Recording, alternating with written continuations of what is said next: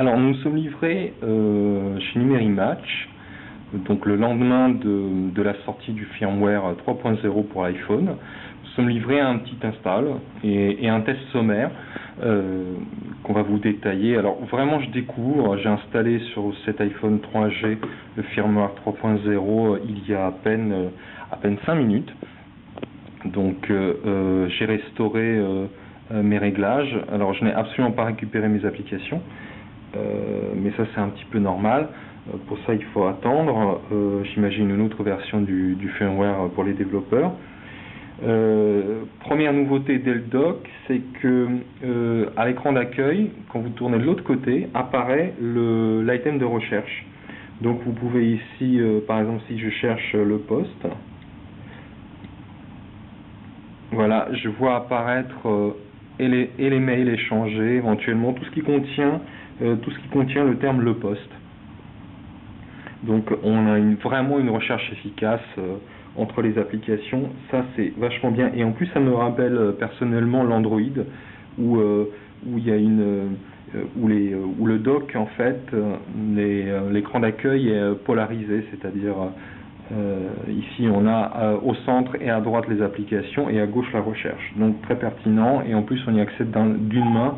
Vous voyez, je filme tout, je tiens l'appareil d'une main et je manipule de l'autre. Les icônes ont un petit peu changé.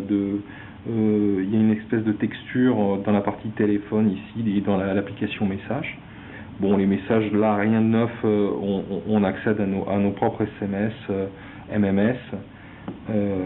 Là-dessus, pas grand-chose de nouveau, si ce n'est le support du MMS.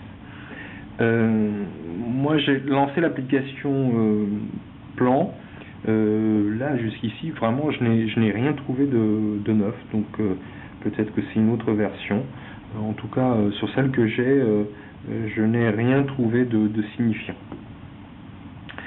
Alors, vous me demandez tous, et le copier-coller. Alors, avant d'y arriver, on a aussi dans YouTube une nouvelle fonction qui est le fait de désigner un compte, YouTube. Donc ça c'est pratique, mais j'ai l'impression que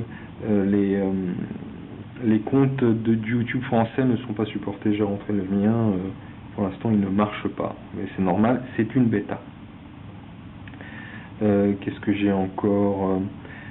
L'App Store iTunes, on oublie. Alors, pour la partie photo, on a enfin la possibilité d'envoyer plusieurs photos par mail.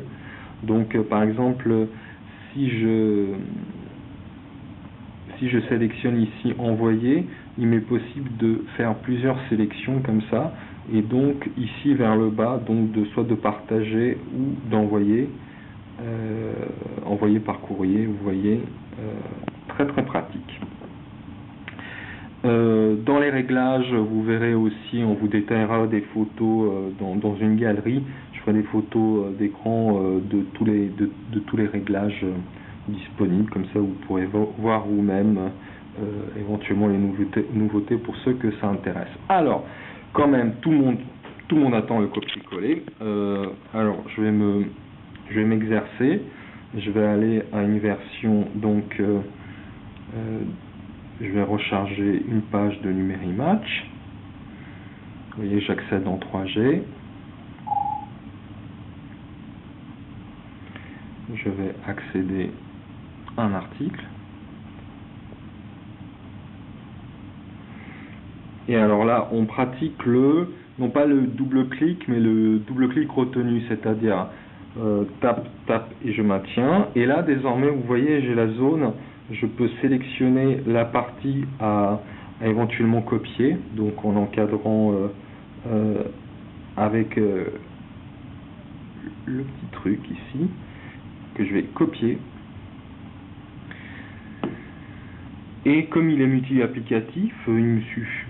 Je vais aller dans les notes. Alors, où sont mes notes? Déjà, elles sont ici. Donc, je vais revenir ici. Je vais créer une nouvelle note. Et je vais faire un clic retenu.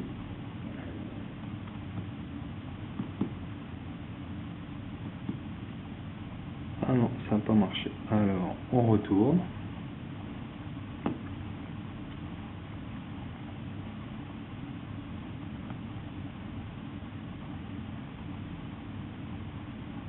Donc ici, je copie. Je vais lancer mon application Note. Ici, à la nouvelle note, tac, coller. Voilà. Et nous voilà avec le texte collé. Alors, je peux faire d'autres opérations comme ça avec le retenu sélectionné, tout sélectionné ou collé. Donc je peux faire de la sélection d'un seul mot ou de plusieurs mots. Vous voyez, le truc est quand même à nouveau recollé.